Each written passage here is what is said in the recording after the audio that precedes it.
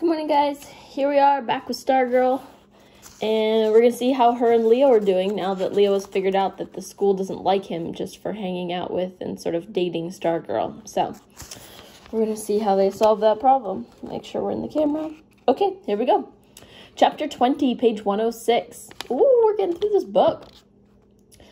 Twice a week, the results of the state basketball tournament were posted on the plywood roadrunner in the courtyard. The surviving teams were into the sectionals now. Then would come the regionals, then the only two teams left in the big show, the Arizona State Championship.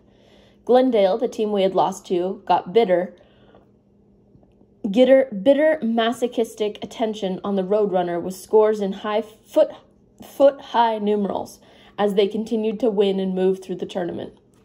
Meanwhile, Stargirl was involved in a tournament of her own, the oratorical contest, or the speech contest. As Micah High's winner, she qualified for the district talk-off, as the Times would call it.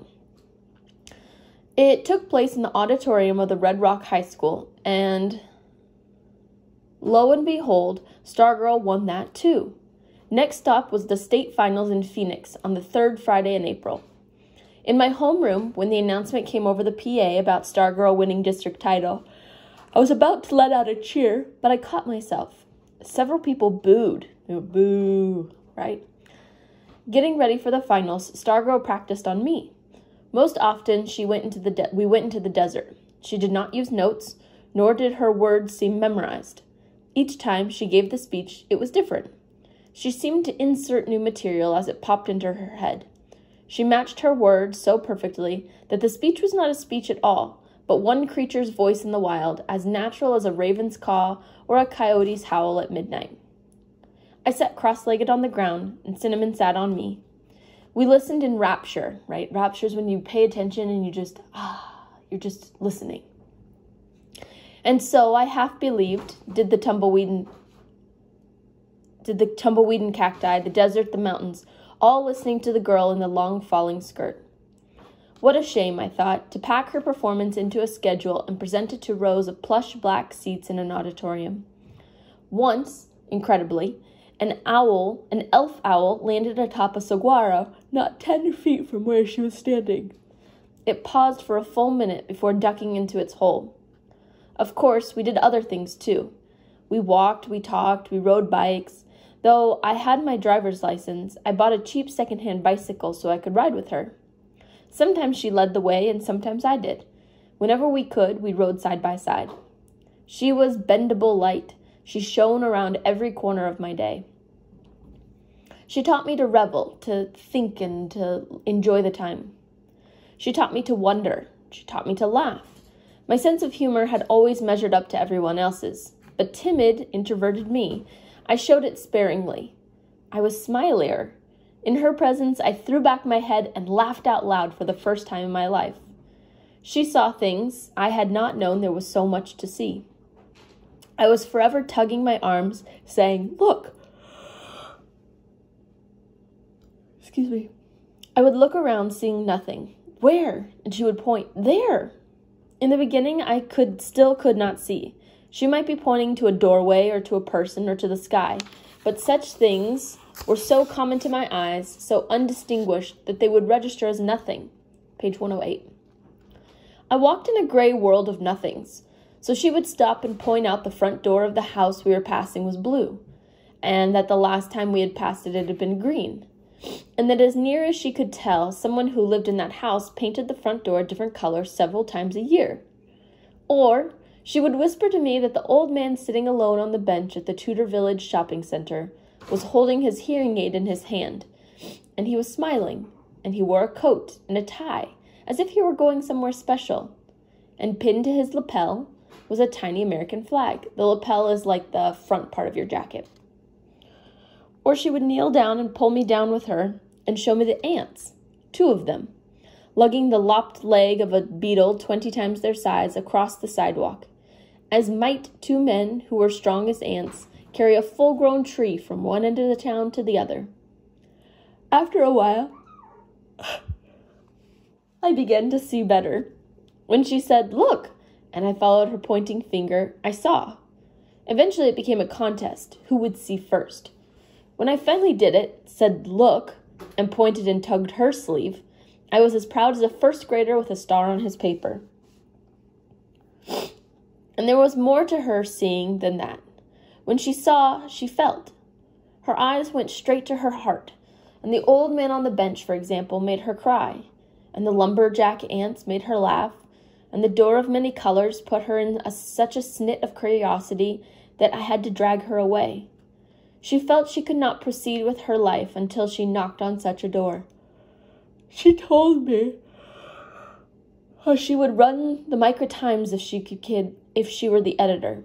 Crime would be on page 10, ants and old men and painted doors on page 1. And she made up headlines. The Times is the newspaper. Ants haul monster load across vast barren walk. Mystery smile. Old man nods off at Tudor Village. Door begs. Knock me. I told her I wanted to be a TV director. She said she wanted to be a silver lunch truck driver. Huh? I said. You know, she said, people work all morning and then it's 12 o'clock. The secretaries in the office walk out the door and the construction workers put down their hard hats and hammers. And everybody's hungry and they look up and there I am. Sorry guys, I need water. No matter where they are, no matter where they work, I'm there. I have a whole fleet of silver lunch trucks. They go everywhere. Let lunch come to you. That's my slogan. Just seeing my silver lunch truck makes them happy. She described how she would roll up the side panels and everyone would practically faint at the cloud of wonderful smells. Hot food, cold food, Chinese, Italian, you name it. Page 110. Even a salad bar. They can't believe how much food I fit into my truck. No matter where you are, out in the desert, the mountains, even down in the mines, if you want my silver lunch service, I get it to you. I find a way. I tagged along on missions. One day she bought a small plant, an African violet, in a plastic pot on sale for 99 cents at a drugstore. Who's it for? I asked her. I'm not exactly sure, she said. I just know that someone at an address on Marion Drive is in the hospital for surgery, so I thought whoever's back at home could use a little cheering up. How do you know this stuff? I said. She gave me a mischievous grin. I have my ways. We went to the house on Marion Drive, and she reached into the saddle pack behind her bicycle seat, and she pulled out a handful of ribbons. She chose a pale violet one that matched the color of the tiny blossoms, and stuffed the remaining ribbons back into the seat pack. She tied the violet ribbon around the pot, and I held her bike while she set the plant by the front door. Riding away, I said, Why don't you leave a card or something with your name on it? The question surprised her. Why should I? Her question surprised me. Well, I don't know. It's just the way people do things. They expect it. They get a gift and they expect to know where it came from. Is that important? Yeah, I guess. I never finished that thought, though. My tires shuddered as I slammed my bike to a halt, and she stopped ahead of me. She backed up, and she stared. Leo, what is it? I wagged my head. I grinned, and I pointed to her. It was you. Me what? 2 years ago, my birthday, I found a package on my front step, a porcupine necktie, and I never found out who gave it to me. She walked her bike alongside mine, and she grinned. A mystery. Where did you find it? I said. I didn't. I had my mother make it. She didn't seem to want to dwell on the subject. She started pedaling, and we continued on our way. Where were we? She said. Getting credit. I said. What about it? Well, it's nice to get credit.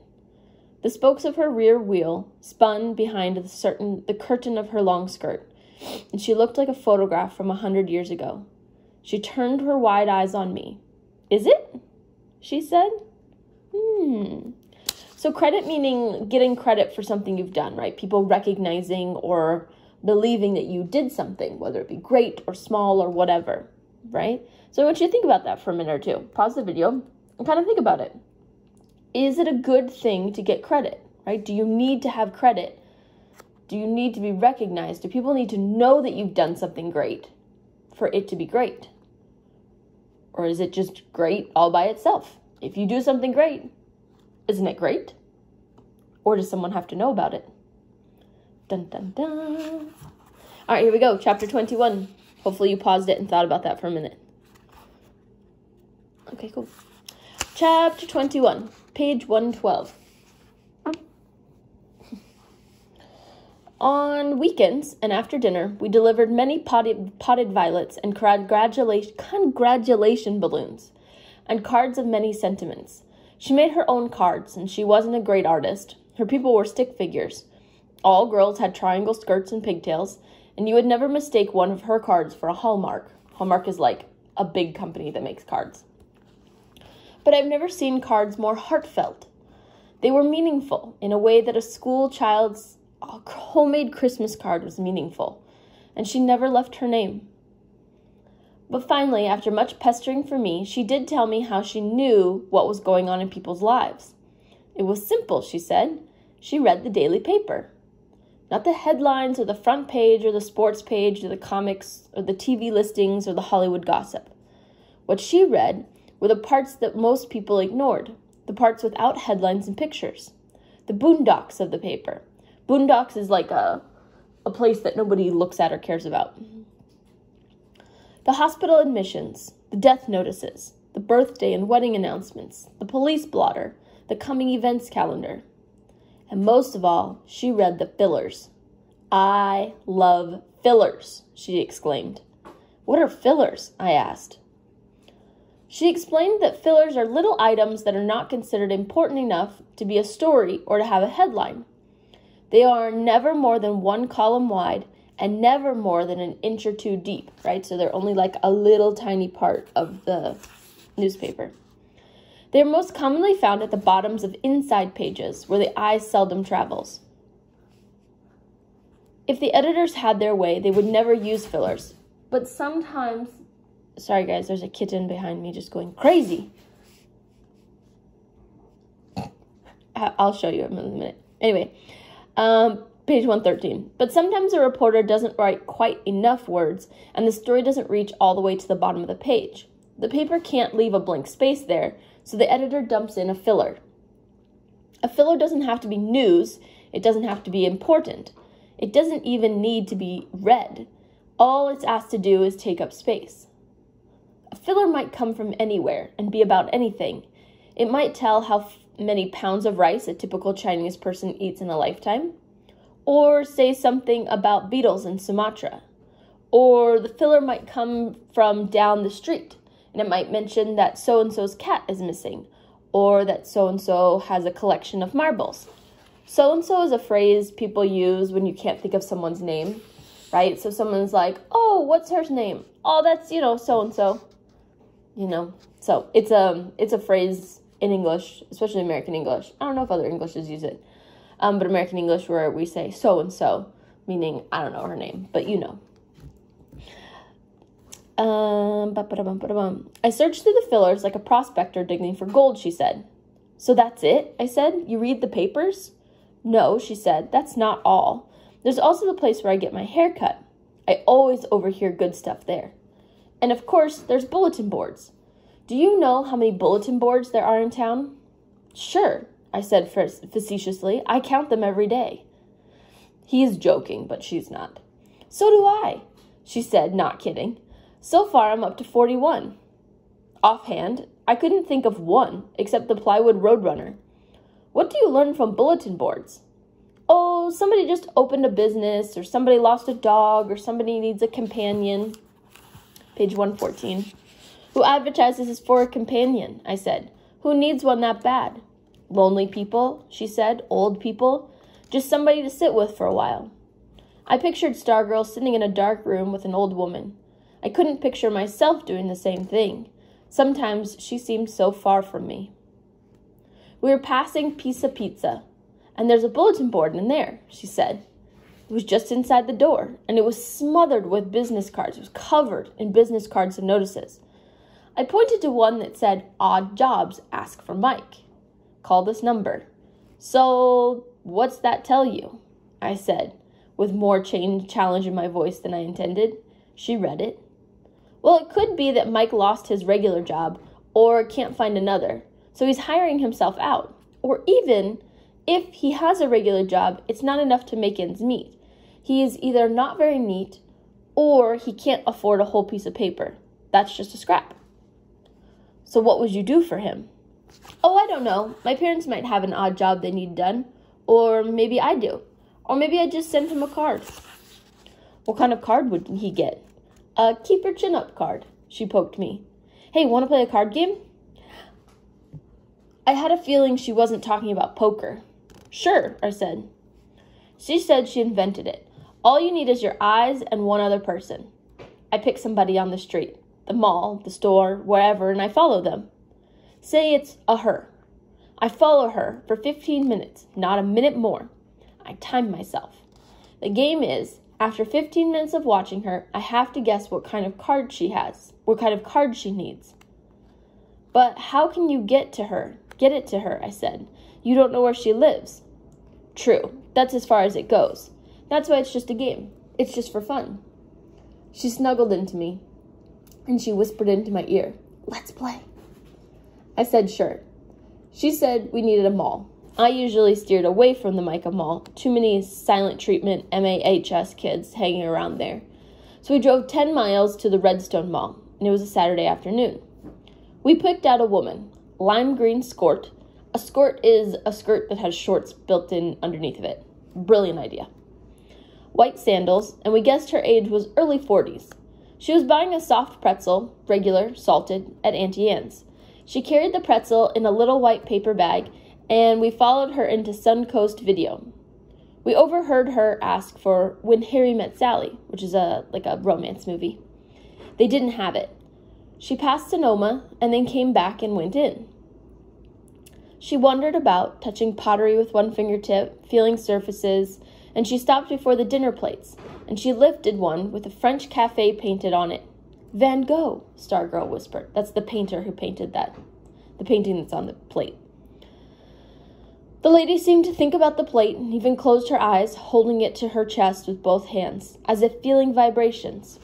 But then, page 116, she put it back and walked out. On to Sears, lingerie, bedclothes. I was uneasy, spying from behind a rack of frilly things. She was flipping through nightshirts when time ran out. Stargirl and I conferred in the corridor, in the hallway. Okay, she said, what do you think? I think I feel like a stalker, I said. A good stalker, she said. You first, I said.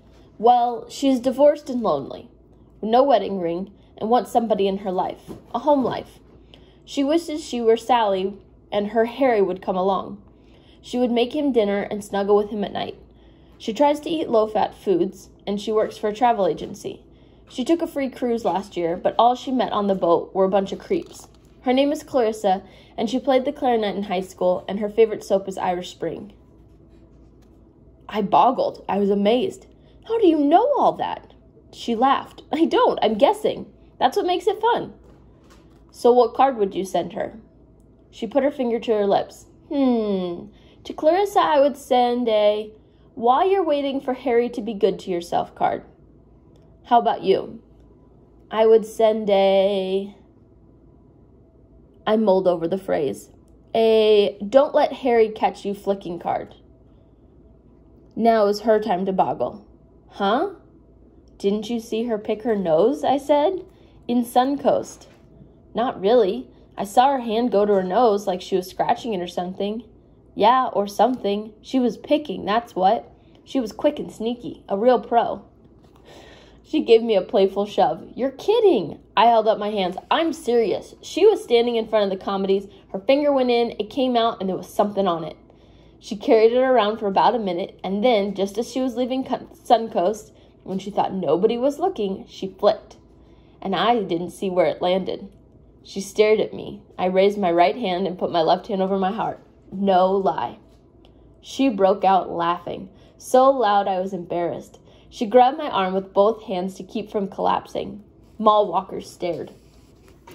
We carded 2 other people that day, a woman who spent her whole 15 minutes feeling leather jackets. We called her Betty.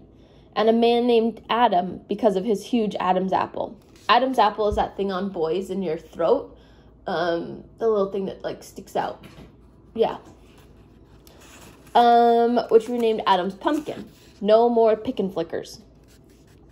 And I did have fun. Whether it came from the game or simply being with her, I don't know. I do know I was surprised at how close I felt to Clarissa and Betty and Adam after watching them for only 15 minutes. Throughout the day, Stargirl had been dropping money. She was the Johnny Appleseed of loose change. A penny here, a nickel there, tossed to the sidewalk, laid on a shelf or a bench, even quarters. Page 118.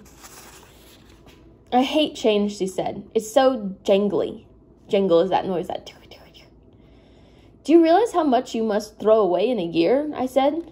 Do you ever see a little kid's face when he spots a penny on the sidewalk? She says. When her change purse was empty, we drove back to Micah. Along the way, she invited me to dinner at her house. All right, we're going to pause there, and you'll have to stay tuned for what happens next. I do want you to look up your vocabulary word and write your summary for this section. Then, because you're probably listening to this later, I want you to start logging onto Teams. So go to your Office 365 account, go into Teams, and then click on the first period team, and in there you will see questions about the book. I want you to start working on the assignments in there, in the questions in the book, now that our break is extended to May 4th. So would you please log into Teams and answer the questions? If you don't know how to do that, text a friend. Lots of people have already done it. Or email me. Okay? All right, guys. Thank you for listening. Bye-bye.